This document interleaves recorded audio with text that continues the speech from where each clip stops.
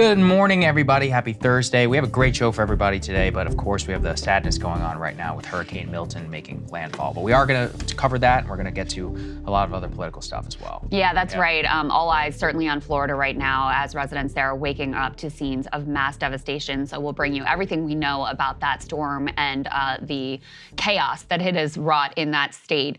We also are going to take a look at some of the political news coming out. We have some new data on a rare Republican advantage in voter self-identification and what that could mean for 2024. Also taking a look at Trump went on Saagar's friend Andrew Schultz's podcast, and the results were actually pretty interesting. They're fascinating. We'll share with you some of those clips. Mark Cuban is joining the war against Lina Khan. Bernie Sanders and AOC are diving into that as well. So we'll intra-party fight there as Kamala continues to be silent about whether or not she would keep Lina Khan, who's the head of the FTC and has been quite aggressive about challenging corporate power, probably the best bureaucrat in the Biden administration. Kamala has continued to be silent about whether or not she would keep her on board. We're also keeping our eyes on the Middle East. Bibi apparently spoke with Joe Biden. We are still waiting whatever that attack on Iran is going to be. Yoav Gallant giving some indications of what it might look like.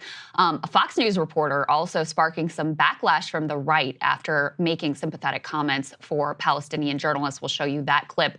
And there's some UFO stuff that Saagar's going to explain to me and to all of you as well. Immaculate constellation. That's the only thing that you need to know. All right, let's go ahead and get to the hurricane. So guys, we are just getting our first look at the damage wrought by Hurricane Milton, which slammed into Florida as a Category 3 hurricane. It had previously been as high as Category 5, escalating rapidly within a single day from a tropical storm to a Category 5 hurricane with winds so strong that actually they're contemplating adding another category, Category 6, to deal with storms of this strength, fueled by incredibly hot waters in the Gulf of Mexico there. We can go ahead and put up some of the images that we've gathered to show you this morning, so you can just see the torrential rain and the palm trees blowing in that incredible wind. This appears to be some transformers that are blowing. This was, I believe this was from some Weather Channel footage. This was, I believe, where Jim Cantori was in a parking garage. And you can see the way that the storm surge flooded many areas of Florida. 3 million residents this morning without power. And part of what was so dangerous here, too, is you can see this tornado. There were many tornadoes across the state. Some people were killed by those tornadoes. This is a look at Tropicana Field, and the roof was torn off. This is a crane that was blown off of the roof of a building here right outside of the Tampa Bay Times.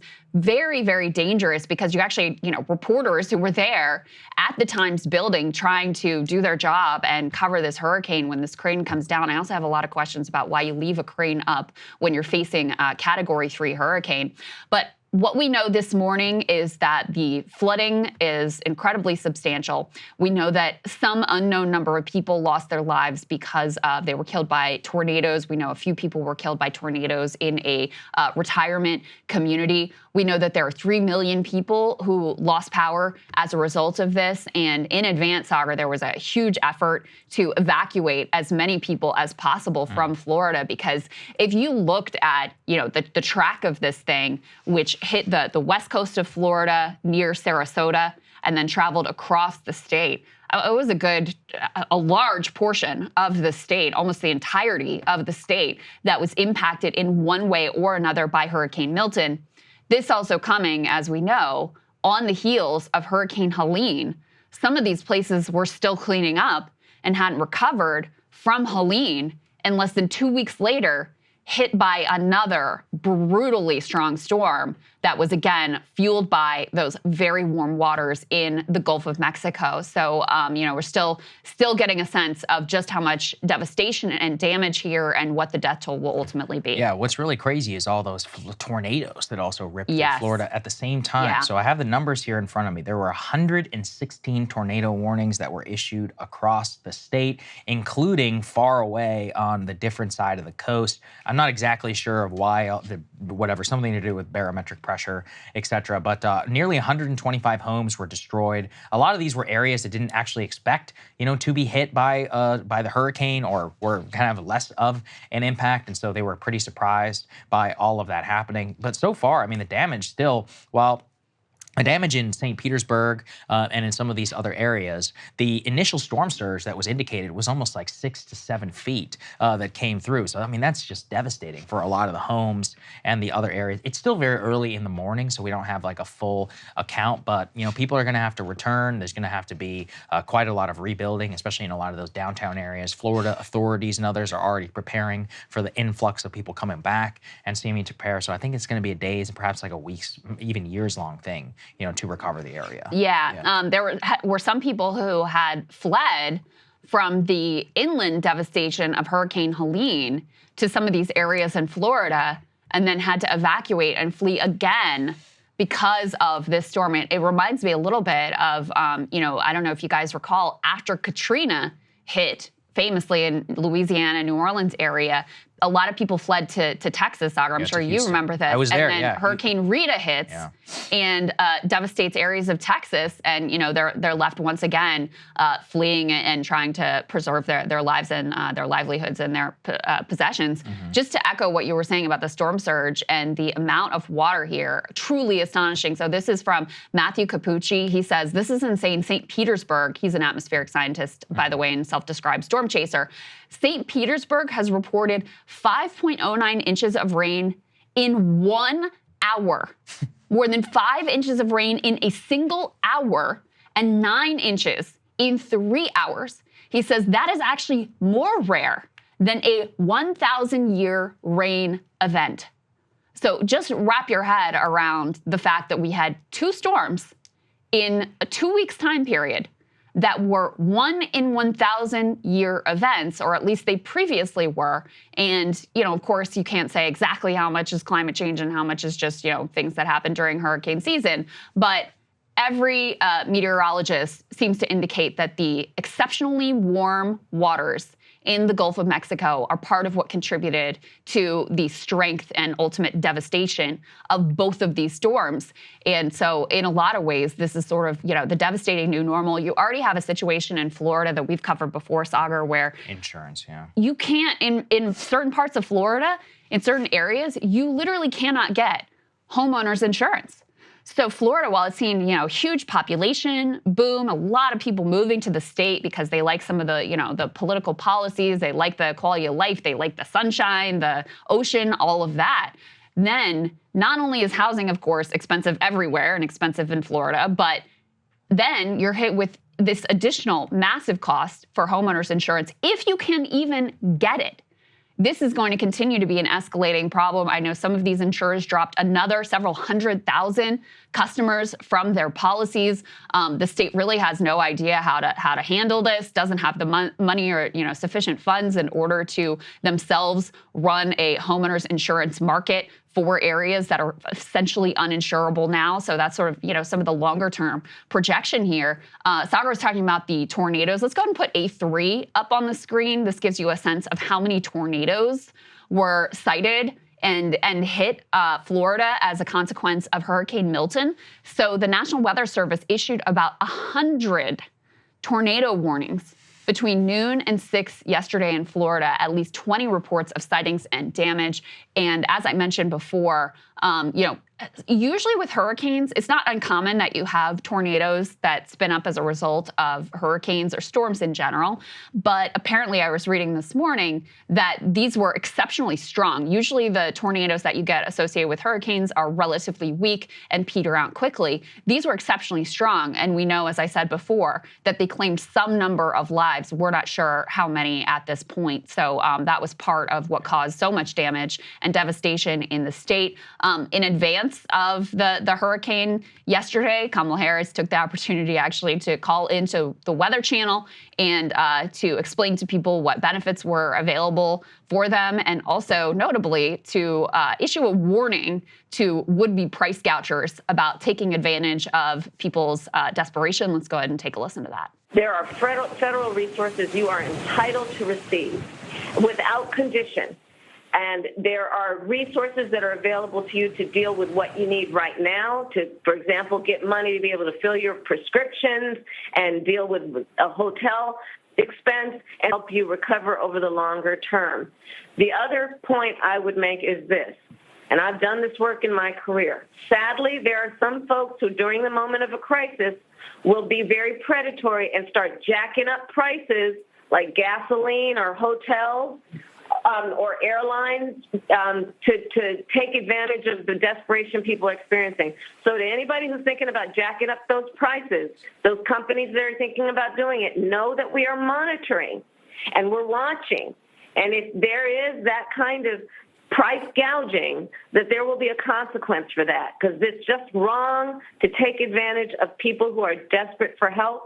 And so know that we're watching that as well. So, of course, Saagar, using natural disasters and hurricanes as for political purpose and age-old pursuit. I was going to say, we're in it right now. Ron DeSantis just went on television this morning because there's been this whole beef between, it was like Kamala called DeSantis, and apparently he was like, I'm not going to take the call. And then actually Kamala's advisors are very upset right now with Joe Biden because Biden was like, oh, he's doing a great job. Ron DeSantis and Biden apparently have been on the phone. Well, because DeSantis also complimented Biden. Yes, because DeSantis complimented Biden. He's like, well, Biden's actually the president. I mean, he does have a point. He went on television this morning. What does the vice president really have to do with anything, if we're being honest? He said, well, all the storms I've dealt with under this administration, she has never called into Florida or offered any support. She's trying to inject herself into this because of her political campaign. I also read that Kamala advisors were furious that Biden took the podium at the press briefing because it kind of, I believe there was like a counter programming going on because she had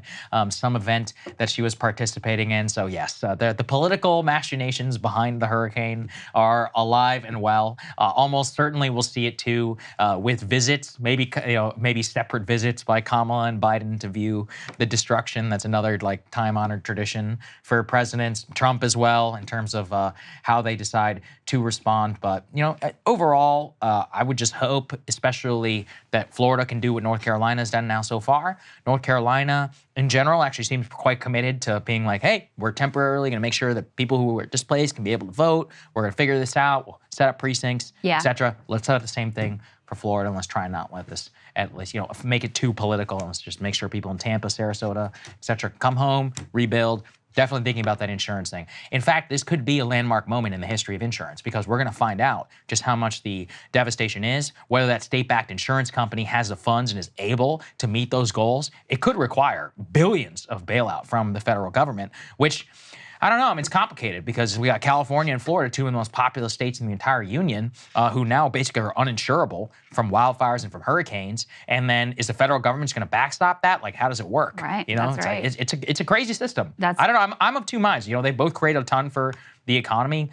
Both Florida and California, massive GDP and, benefit to the nation. But it's also kind of crazy, if the government just come in and bail you out every single time that there is a storm or a wildfire. Yeah, I mean, also Florida doesn't have an income tax. They have no income tax. So it's so they don't tax their people, and then they want the rest of the country to pick up the tab for the fact. To be fair, the way that they make all their money is because people go to Florida for they charge these exorbitant hotel and visitors taxes. So America's paying for it no matter what. That's how they make all their revenue. Every time they go to Disney World, you pay the state of Florida. So I don't know. Well, the other thing is that the risk is accelerated or is higher in certain parts of the country. Certainly, you think about your Florida, you think about California wildfires. Colorado is another place that suffers from wildfires.